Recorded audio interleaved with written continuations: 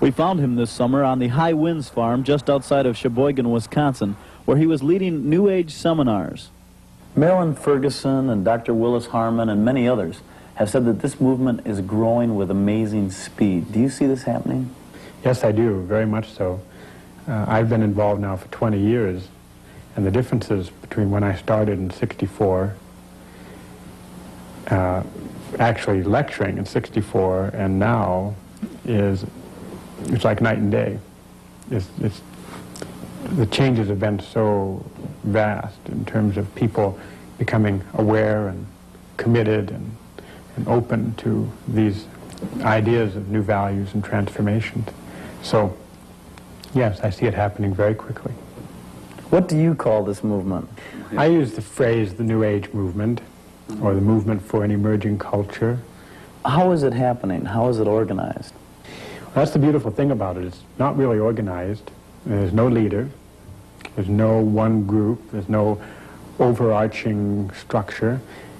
It's happening really out of people's lives, out of people who have a vision that the world isn't working for them or for each other the way it could. The New Age movement actually involves loose networks of thousands of groups that are into a number of different things. There's a lot of diversity, but they also are unified to the extent that they basically accept Hindu belief system that all is one and all is God. And they are anti-Christian for sure. As I've traveled around the world and I've interviewed hundreds and hundreds of people, I find something very interesting. There is a common philosophy behind this whole thing. And I don't care whether it's a medium in a seance or whether you're getting out of a Ouija board or through alleged space brothers supposedly from a UFO or whatever. The same lies that Satan introduced to Eve in the Garden of Eden come through every time. That God is not personally as a force, that there is no death, reincarnation, spirit survival, spirit communication, that we can become gods, and that it's in the tree of knowledge. There's nothing wrong with you. It's the way you think. You need to expand your awareness and realize that these powers are in the mind. And that comes through everywhere. And I've talked to people who've never talked to one another, and yet they all have gotten the same message. Well, obviously, there's a common mastermind behind this. And when this mastermind is presenting the very lies that the Bible says Satan introduced to Eve in the Garden of Eden, I don't think you have to be a great genius to identify who is behind this. Rudyard Kipling once wrote, "East is east and west is west, and never the twain shall meet." He obviously was not a New Age thinker. For, as our experts have indicated, the West is being transformed. Orthodox Judeo-Christian concepts of God and man are being replaced, and at a dizzying rate. The most obvious New Age influence is in the health and medical fields. The term used to describe this growing phenomenon is holistic health. Ann Langford is Dean of the Department of Holistic Health at John F. Kennedy University in California. Dr. Langford, what is holistic health? Holistic health is a way of being that includes the mind, body, and spirit of man. And it's, by holism, it means the interaction between all of them, the mind, body, and spirit. And it includes the person's feelings, their spiritual attitudes, their emotions, and whatever else is included in that person and their relationship to their environment. So it's well known, even in the medical field, that there's a real correlation between the mind and the body. And what we're doing is bringing in, holistic health is bringing in the spirit too.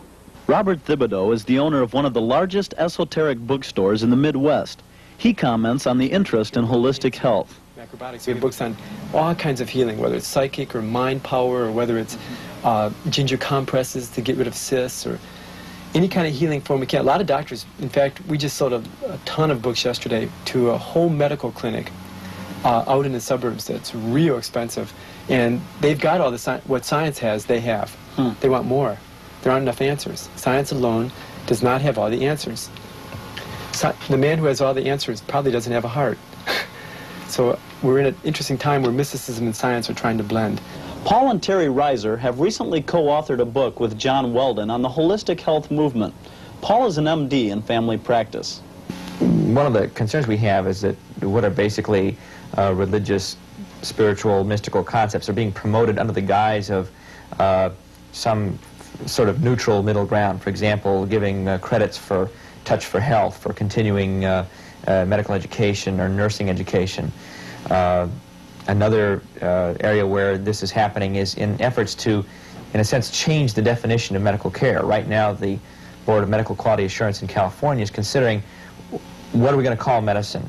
If you just call yourself a healer, is that good enough? And should we deregulate this definition of a health care person as someone that's had a certain number of hours? Basically, what we may be seeing is religion being promoted under some other guise, as some kind of neutral care for the public at large. Some holistic health practitioners believe this life force can communicate with a person and actually diagnose their disease for them. So the goal is to establish a dialogue between the patient and the force. Ann Langford uses this concept in her healing workshop. It's a workshop that I give that involves getting people in touch with the creative unconscious through writing, through drawing, through imagery, through visualization. And when you can get in touch with the creative unconscious, we can really look at the issue of disease and get images for your, or whoever, disease it is, and also get in touch with the life force. And when a person can dialogue between their disease and their life force, they can get some real communication going and a sense of what they need towards healing. What's their next step? So the workshop that I do, that I call Healing Stories, has to do with working with the unconscious. Though holistic health involves some physical therapies, the heart of the movement centers on mind-spirit techniques such as transcendental meditation. Bob and Kathy Story were instructors in TM for over a decade. Bob, what exactly is transcendental meditation? Well, what it is, Dan, is a technique to relax oneself. It's a technique for deep relaxation. What is the goal of this technique? The goal of meditation is really to become a good Hindu. And it's the kind of program that is very scientific, and it has a lot of practical advantages to it, but this is how it's taught. But in essence, it's a technique that brings a person more into the occult, it brings a person more into these forces that are very difficult to deal with, and sometimes many people have had bad experiences from it. I agree with him. I had said before that I felt an initial surge of energy and vitality when I started TM, and it was a contrast of, when you're out in a busy world, and even if you closed your eyes for 20 minutes twice a day, you'd feel better just from the rest. But as time started going on, I was getting spaced out. I was not progressing. I was just sort of standing still and vegetating. I didn't have the vitality and the energy and the life that I feel now. Kathy, you've had some experiences in TM that you felt were not quite right. Could you tell me about them? I was at MIU in Fairfield, Iowa, which is where we were living, getting my Maharishi International University. And I was getting my supernormal powers.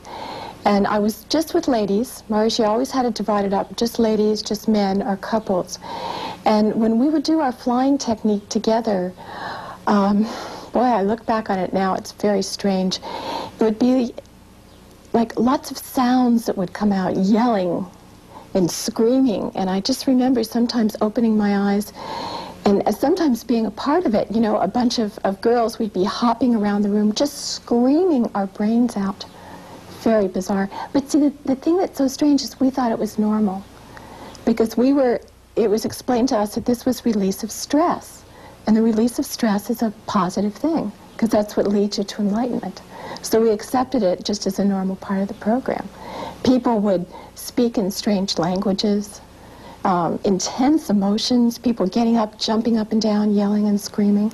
Now that you look back at it, what do you think was being